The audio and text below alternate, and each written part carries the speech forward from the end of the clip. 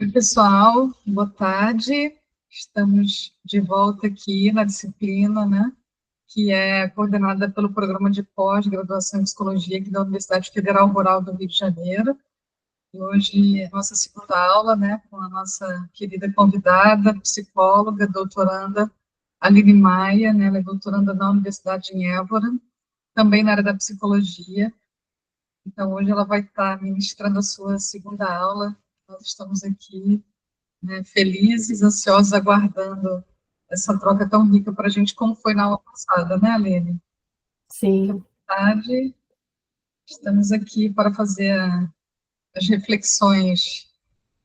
Eu tenho certeza que você vai produzir aqui na nossa cabecinha.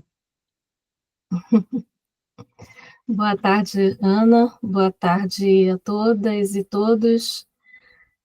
Mais uma vez, com muita alegria e gratidão, eu estou aqui para ministrar mais uma aula para vocês. É, Agradeço mais uma vez a Ana Cláudia, a professora Ana Cláudia, que me convidou para ministrar essas duas aulas.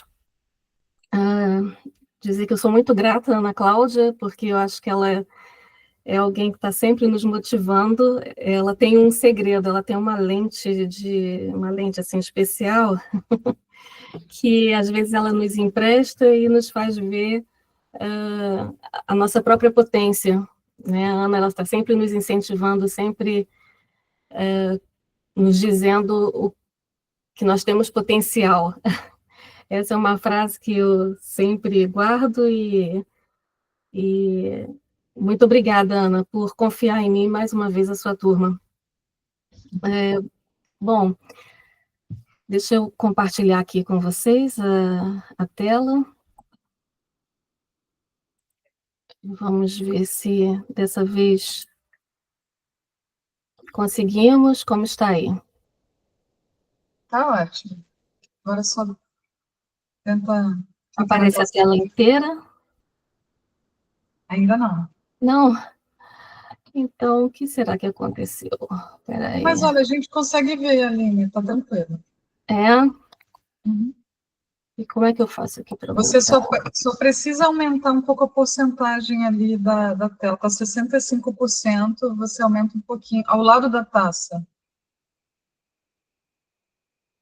Tem Deixa uma eu. porcentagem. Aí você vai até o 100, que eu acho que aí fica um pouquinho maior, então bom.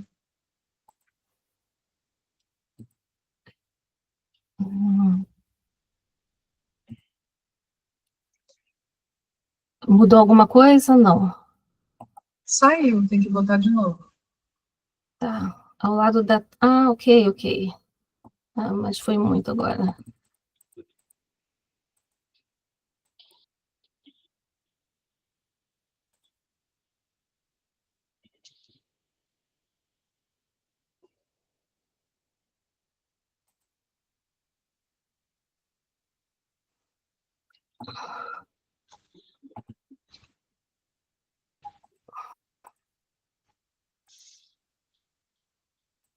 É em janela, não é? Ou é tela inteira? Porque aqui tem uma tela inteira, mas aí não aparece minha apresentação de PowerPoint.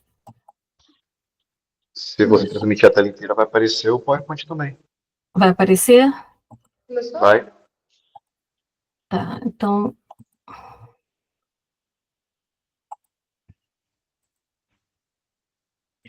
Mas aí eu clico em compartilhar e não vai. Vocês estão vendo alguma coisa? Não, né? Não mudou nada. Não, ainda não está na nossa tela, não, agora. Você quer mandar para mim? Eu passo aqui. Eu acho que. Manda pelo WhatsApp. Aí entrou. E agora? Eu cliquei na tacinha, foi? Ou não? Foi não, mas a gente está conseguindo ver. Pode. Então acho que a gente pode iniciar assim mesmo, né, Ana? Tudo bem? Pode ser? Com certeza. Ok. Bom, hoje, né, nós vamos trabalhar um tema que é um tema muito abrangente, mas antes, a Ana já me apresentou, mas deixa eu falar um pouquinho também, porque na semana passada eu me apresentei, mas foi no meio da aula, então, e talvez hoje também tenham pessoas novas, mas eu acho que seria interessante eu fazer uma breve apresentação. Eu sou a Aline Maia, sou hoje doutoranda em psicologia na Universidade de Évora, aqui em Portugal. Sou mestre em psicologia pela Universidade Federal Rural do Rio de Janeiro, psicóloga clínica e artista plástica. Fui aluna do curso de Belas Artes, do curso de licenciatura em Belas Artes na Universidade Federal Rural do Rio de Janeiro, e no último ano, né, eu cursei 3 anos do curso de Belas Artes, e no último ano eu precisei trancar, porque eu cursava concomitantemente o curso de psicologia em uma outra universidade. Então, eu precisei fazer uma escolha, né, e havia ali uma inclinação um pouco maior à psicologia naquele momento, e era o último ano, estágio e trabalho final, e eram muitas as demandas do curso, e realmente não foi possível dar continuidade nos 2 cursos. E depois fui fazer o mestrado, e depois fui para a prática clínica, então tudo isso acabou acarretando o não retorno, né, ao curso de Belas Artes. Entretanto, na minha prática, e principalmente na minha jornada acadêmica, eu busco sempre fazer uma articulação desses 2 saberes, né, da psicologia e da arte. Eu acho que são 2 áreas incríveis e que têm muito a contribuir para o bem-estar das pessoas, e das pessoas, principalmente daquelas que estão em sofrimento, né? E hoje nós vamos, então, trabalhar esse tema, né, que são as intervenções psicológicas de mediação artística com pacientes oncológicos, né, e nós vamos também ver um pouquinho das disparidades nos tratamentos com as minorias étnicas e raciais, né. Esse é um tema muito abrangente e multidisciplinar, né. Na semana passada nós estivemos abordando, né, o tema das contribuições das artes expressivas e artes terapêuticas em populações em vulnerabilidade social, né, e especialmente com crianças e adolescentes em contextos de violência. E nessa semana nós vamos dar continuidade à discussão sobre os contributos, né, das intervenções de mediação artística, entretanto, com uma outra população, que é uma população que também se encontra em situação de vulnerabilidade, né, e é um tipo de vulnerabilidade associado à doença oncológica. E também pelo racismo estrutural, né, que afetam significativamente a saúde mental dessas populações. E trata-se de um tema muito sensível, né? Algumas pessoas têm muita sensibilidade à questão da doença oncológica, e eu queria até, de alguma forma, trazer enfim, dizer que aquelas pessoas que se sentirem talvez desconfortáveis com a temática e se quiserem se ausentar um pouco da aula, depois voltar, não haverá problema nenhum. Por favor, não hesitem se por acaso vierem se sentir desconfortáveis. Realmente é um tema muito pesado. Eu penso que é um tema muito pesado, é um tema muito difícil de ser trabalhado, porque há muito sofrimento envolvido. Entretanto, alguém precisa falar sobre isso, né? Mas eu acredito também que o tema que nós trabalhamos na semana passada também era um tema muito pesado, e precisamos falar para que para que as coisas se movam, né? Para que haja mudanças, né? Estruturais, de atenção realmente voltada para essas populações. Então, para a gente poder contextualizar, eu vou dar um panorama global da doença oncológica no mundo, né? O Observatório Global do Câncer, em conjunto com a Agência Internacional de Pesquisa sobre o Câncer, eles revelaram através de um estudo de estatísticas globais sobre a questão do câncer em 2022, algumas estimativas de incidência e de mortalidade por câncer em todo o mundo, abrangendo 185 países e 36 tipos de câncer. Os resultados, né, desse relatório indicam que 1 em cada 5 pessoas vai desenvolver o câncer ao longo da vida. No estudo que foi... Só rapidinho, você quer passar o slide? Não passou, não? Não foi? Travado na primeira. Ana, então acho que eu vou compartilhar com você. É melhor, não é? Tá, vou te mandar agora por e-mail. Pode ser e-mail ou WhatsApp também. Pelo WhatsApp é mais fácil, né? Ficou melhor para você. Espera aí que eu tenho que fechar o documento para conseguir compartilhar, né?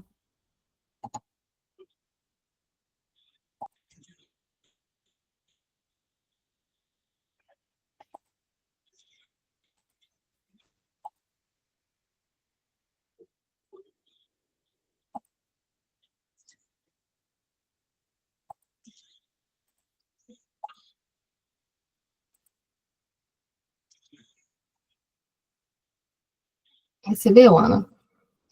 Sim.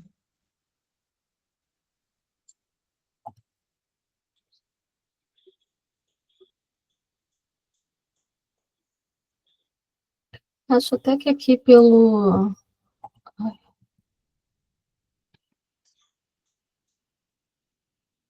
Talvez até aqui pelo próprio... não, aqui não dá, né? Compartilhar documentos. Já foi. Foi, ok. Então, nós estamos no slide 2 agora, né? Nós estávamos falando sobre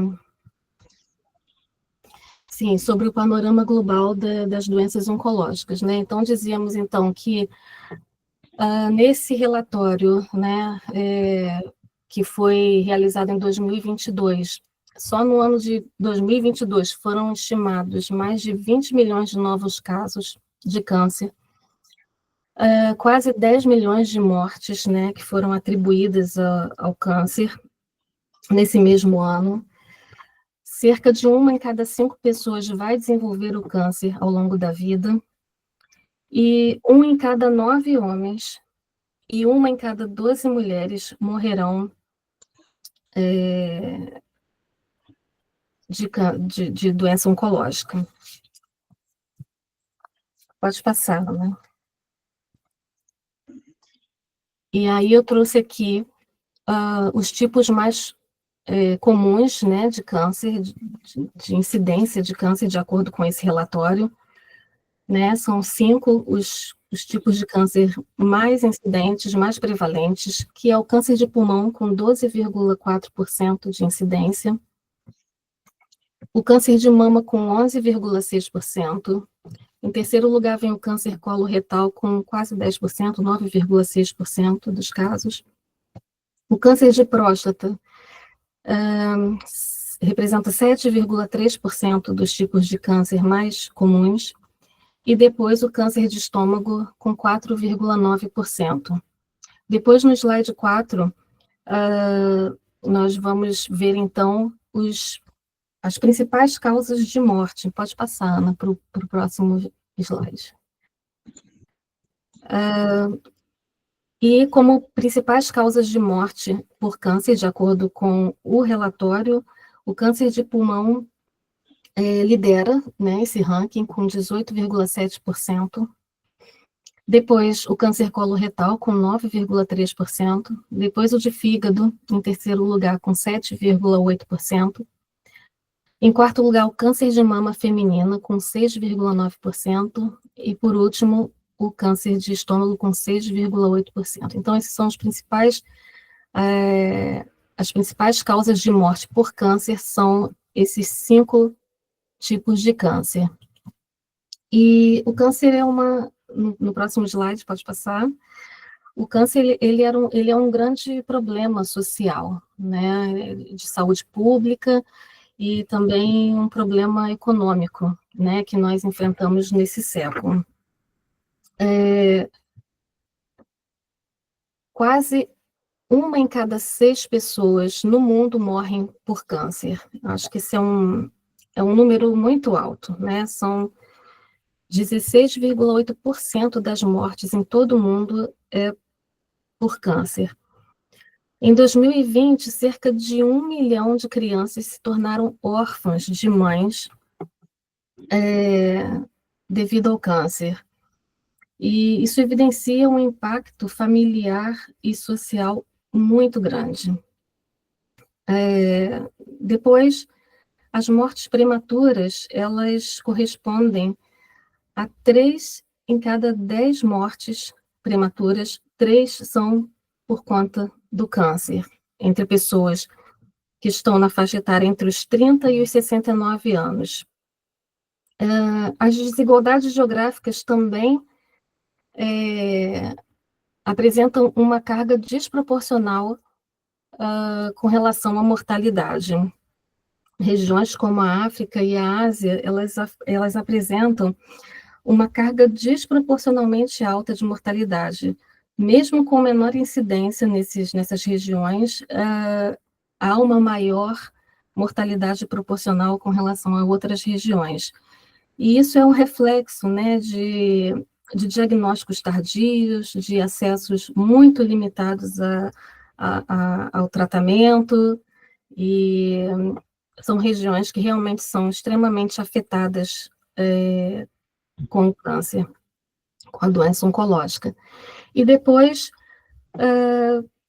um outro problema, né, são os problemas econômicos e financeiros, porque os custos do tratamento da doença oncológica, eles são muito elevados, né? O câncer, ele impõe grandes custos sociais e macroeconômicos, né, que variam conforme o tipo de câncer.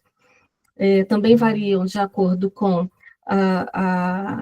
a região, né, como nós vimos, e também com relação à desigualdade de gênero.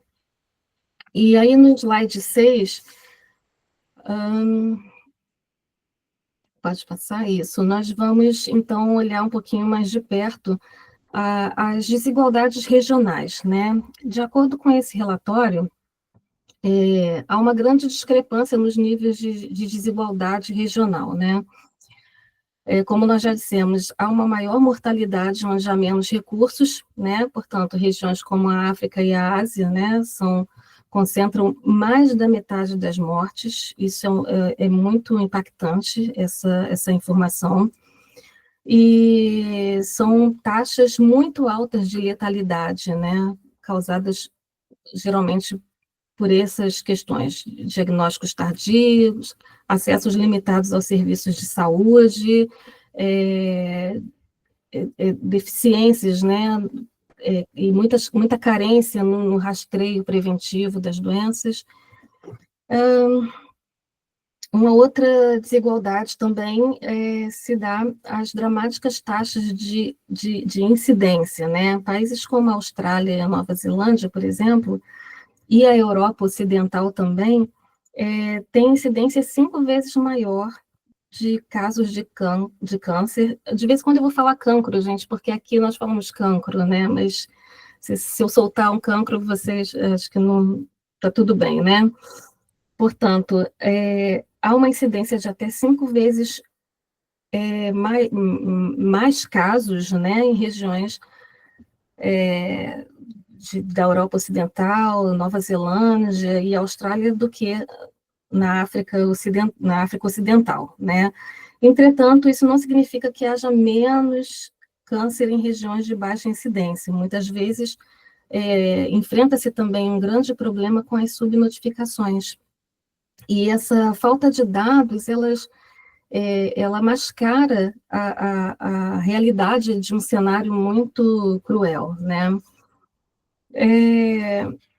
Há também desigualdades referentes ao perfil de cânceres diferentes em cada região, né? Em países com médio desenvolvimento, né, com médio índice de desenvolvimento humano, os cânceres mais comuns, eles são associados a infecções que são normalmente evitáveis, né, como o câncer de colo de útero, o câncer de fígado. Já nos países que têm um alto índice de desenvolvimento humano, predominam os cânceres que estão mais relacionados a estilo de vida, né, como o câncer de pulmão, o câncer coloretal, né, o câncer de mama, né? Então, esses tipos de câncer eles estão mais relacionados ao estilo de vida, né? Tabagismo, né? Exercícios físicos, alimentação, então, um conjunto de fatores. E depois também as desigualdades que se estabelecem também a níveis regionais estão ligadas, né, a desigualdade no risco de morte, né? O risco acumulado de morrer por câncer antes dos 75 anos pode ser de até 60% maior em países de alto índice de desenvolvimento humano em comparação com os países de médio e baixo índice de desenvolvimento humano. E para as mulheres, vejam bem, o risco de morte é ainda mais elevado nas regiões com baixo IDH. E isso reflete, né, uma dupla vulnerabilidade para essa população. E nos preocupa muito, né, o futuro, né, nesses países que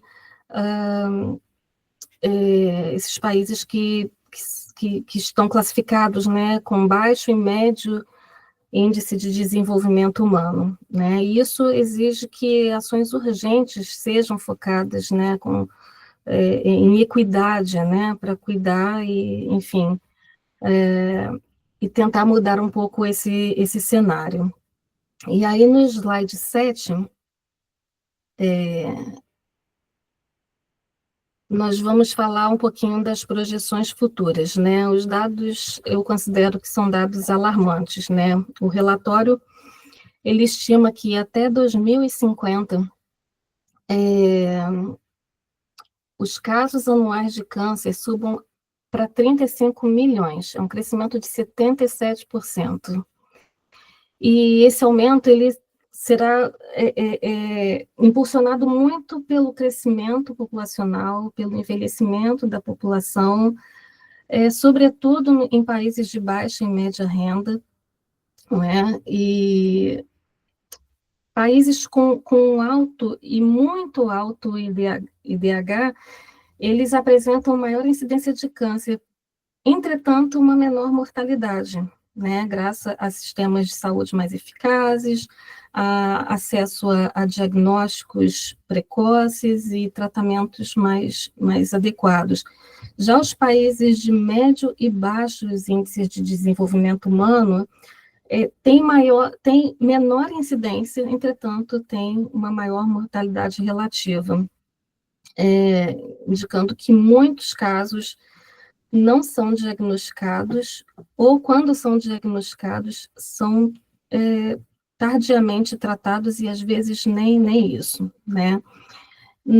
Em África subsaariana, por exemplo, a carga de câncer vai dobrar em 2040, chegando a 1,5 milhão, 1,5 milhão de novos casos e 1 milhão de mortes anuais são esperadas para 2040.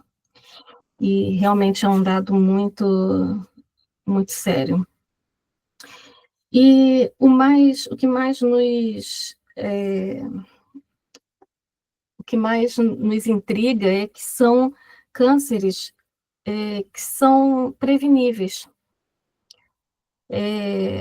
Mas mesmo câncer muito preveníveis, eles ainda matam com muita incidência nessas regiões, né?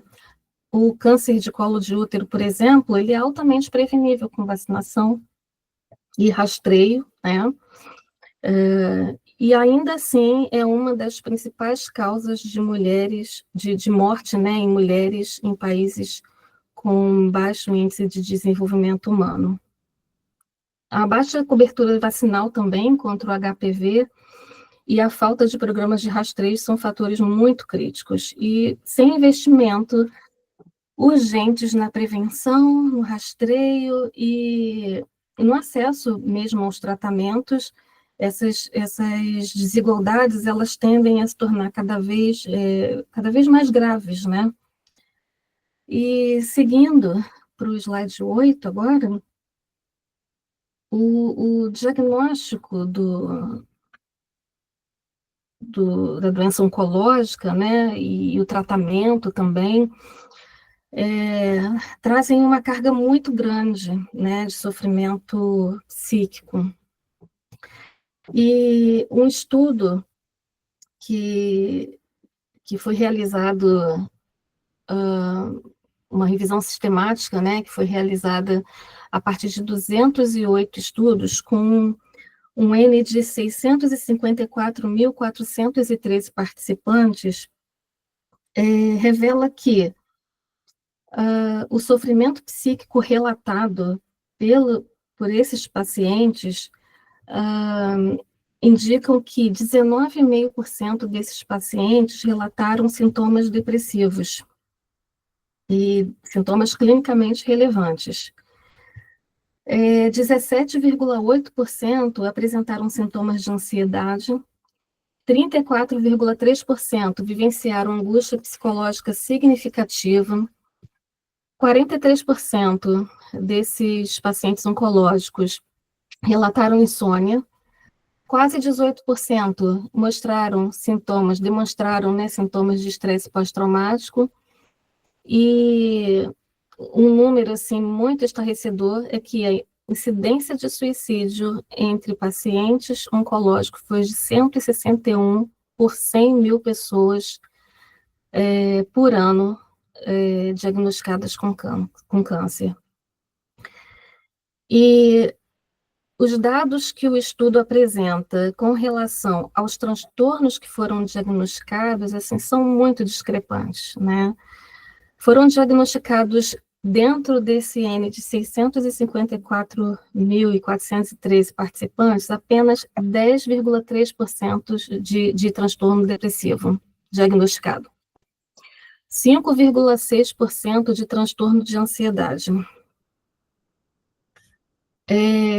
Transtorno do sono foram 9,6% e, incrivelmente, o transtorno de estresse pós-traumático, que havia sido relatado, né, 17,7%, foram diagnosticados apenas 1%. Dentre esses pacientes. Então, essa discrepância, ela sugere que muitos pacientes sofrem sem acesso a um diagnóstico né, de saúde mental e sem direito a um tratamento adequado. Então, isso é muito sério, né? Acho que...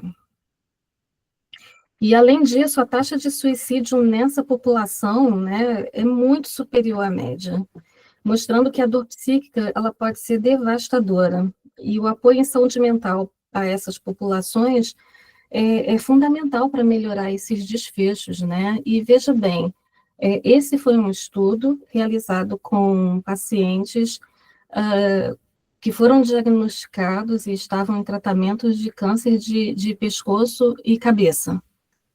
E lá nas estatísticas, esse tipo de câncer ele nem aparece. Ele não é uma das principais causas de morte, mas existe muita angústia envolvida, né, no diagnóstico do câncer. E aí, seguindo para o slide 9. Pode passar, Ana. Isso. Nós vamos ver que o sofrimento diante do diagnóstico e do tratamento do câncer, ele pode ser muito maior em determinadas populações. Um estudo que foi realizado nos Estados Unidos com 55 mil mulheres entre 2010 e 2014, revelou que as mulheres negras abaixo dos 39 anos elas representam a população mais vulnerável às desigualdades. Elas também têm menos chances de receber diagnóstico na fase inicial da doença.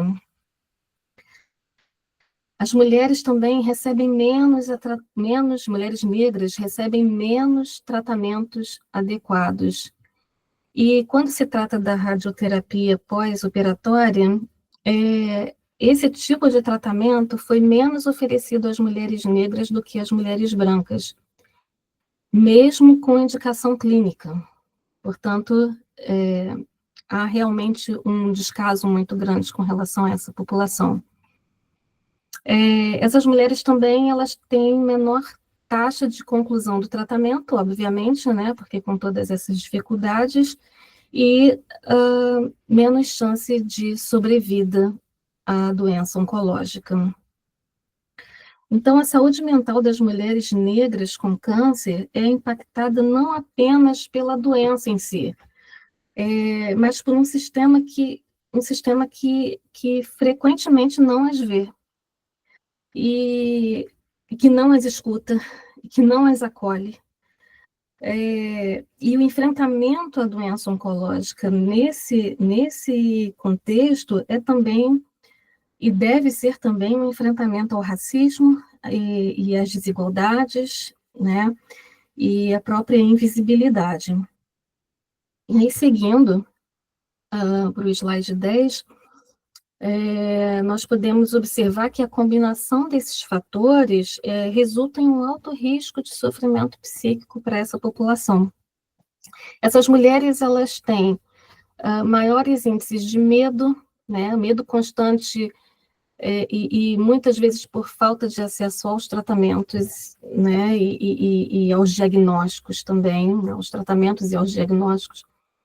Elas sofrem também de ansiedade antecipatória, né, porque os diagnósticos são tardios e existe um abandono terapêutico, de fato, a essas mulheres. Existe também entre elas um sentimento de solidão geográfica e social.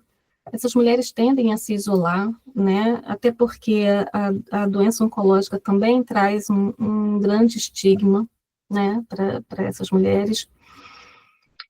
Elas têm também o sentimento de descrença nos sistemas de saúde, nos agentes de saúde, né?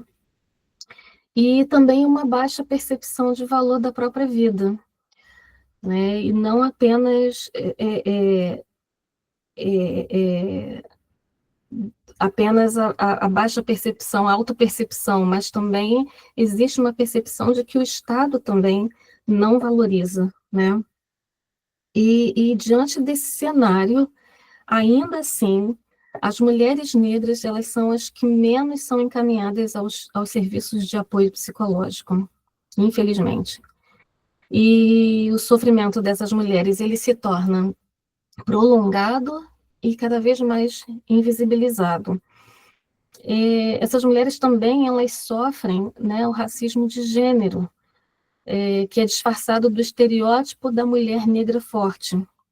Esse tipo de racismo, né, que é baseado nesse estereótipo, às vezes ele é internalizado por algumas mulheres, elas também se sentem fortes e aí também deixam de buscar ajuda, e às vezes quando buscam, esse estereótipo ele é reforçado por profissionais da saúde, e isso reduz muito as chances de encaminhamento aos tratamentos adequados, né? Mesmo quando há sinal de sofrimento psíquico, emocional, essas mulheres não são encaminhadas, porque, enfim, elas precisam enfrentar também essas barreiras, né?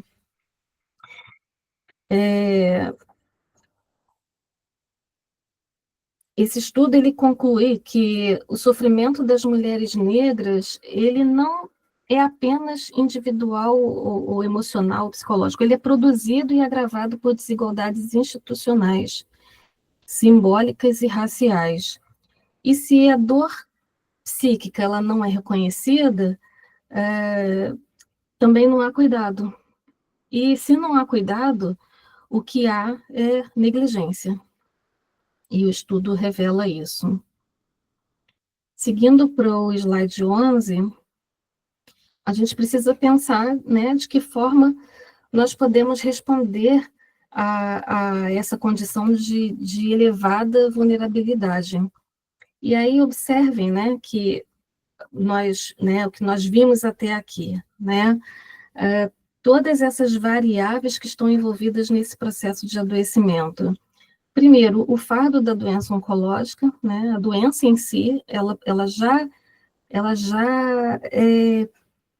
desencadeia, né, um sofrimento muito grande. Depois, somando as projeções de crescimento da doença e as estatísticas que mostram, né, que o câncer vai evoluir muito nos próximos anos, né, e principalmente em regiões que têm menos acesso, né, onde a população tem menos acesso a tratamentos, a diagnósticos.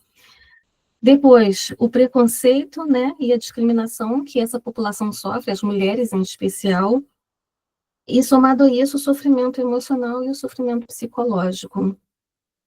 E quais seriam as medidas, né, que poderiam ser adotadas para mitigar, então, o impacto desses fatores, né, interseccionais de gênero e raça, e que acentuam ainda mais o sofrimento de mulheres no percurso da doença oncológica?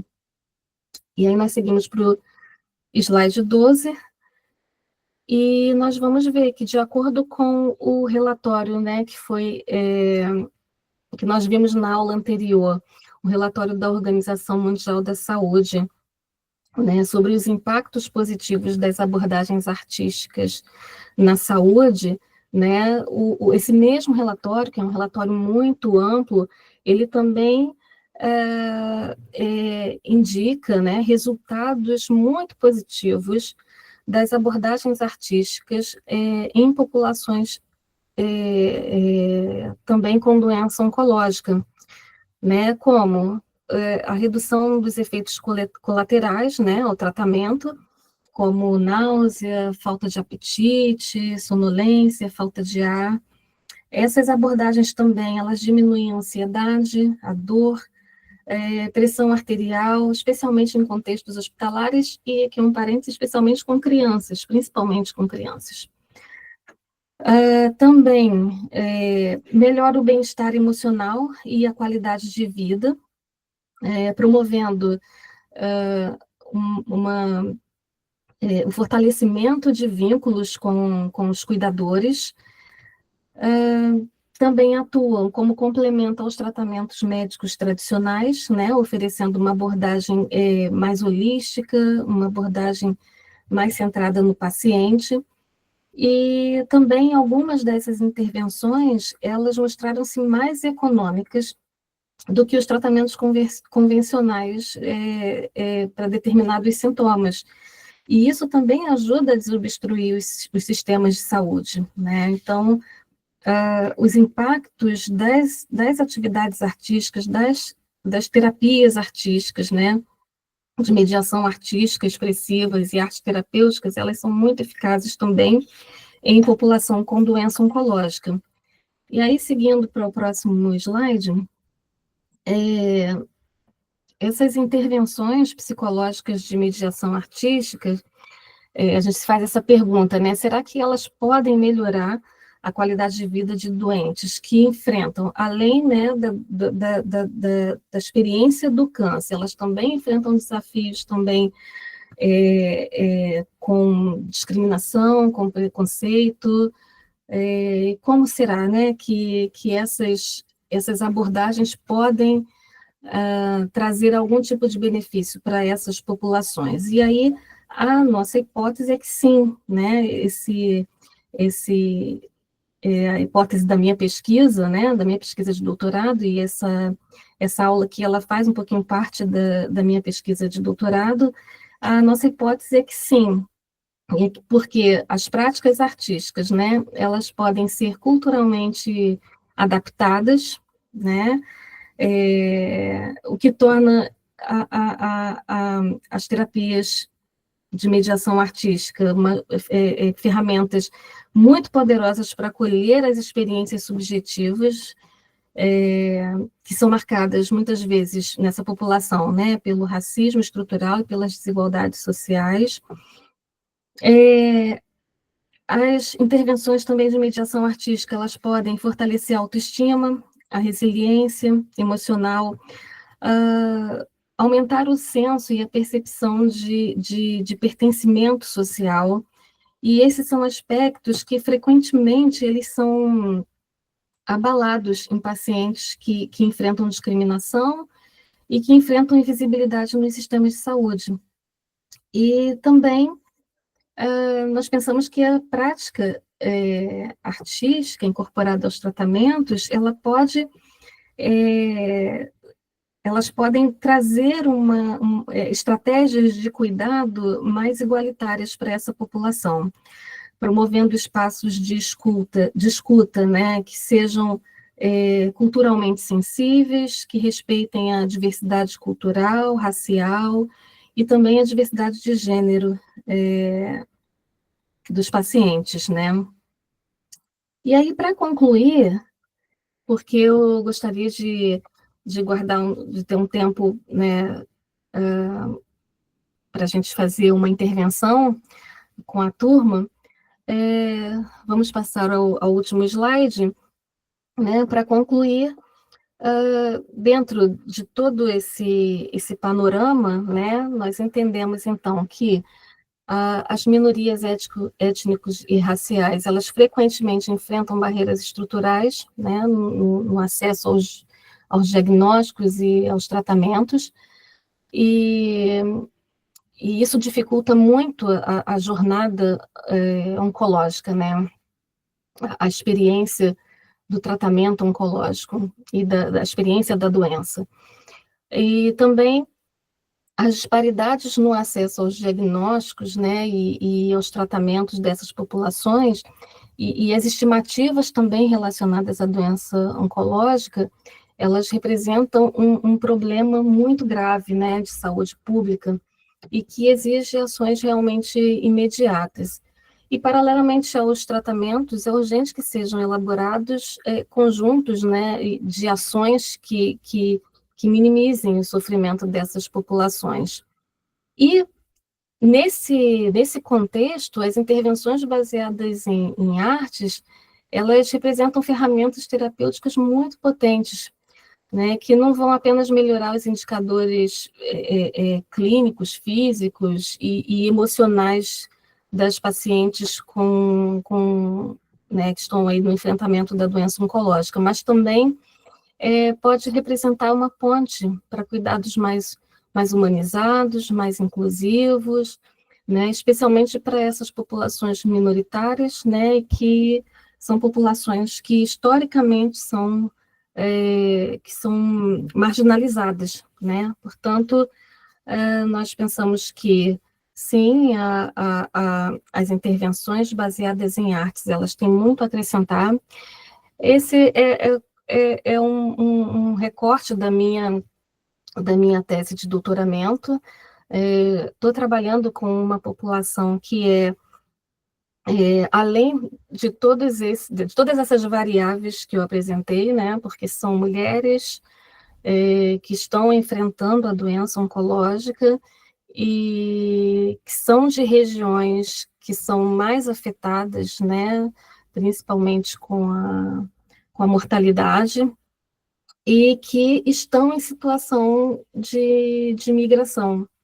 Então, são muitas variáveis que afetam a saúde mental, né, dessas mulheres. A doença em si, ela já traz um impacto muito grande na saúde mental, e quando tem esses outros fatores associados, isso se torna mais, torna-se um caminho mais doloroso, né, um caminho mais difícil de ser trilhado. Então, nós pensamos que através de abordagens artísticas, talvez nós consigamos trazer um pouco de qualidade de vida, né, para essas mulheres, de espaço, de escuta, respeitando as suas culturas, né, respeitando as suas formas de expressão, e que a arte funcione, então, como essa ferramenta realmente de expressão de subjetividade, para que as mulheres possam enfrentar os tratamentos de forma, eu não diria mais leve, mas acho que menos pesada, né? Então, e aí, acho que pode parar de compartilhar, Ana, porque eu não tenho mais slide, mas eu tenho uma atividade que eu gostaria de estar trabalhando com vocês. É uma vivência breve, né? Uma vivência breve de uma técnica de mediação artística. E se puder parar de gravar, Ana, só para a gente poder deixar os participantes mais à vontade.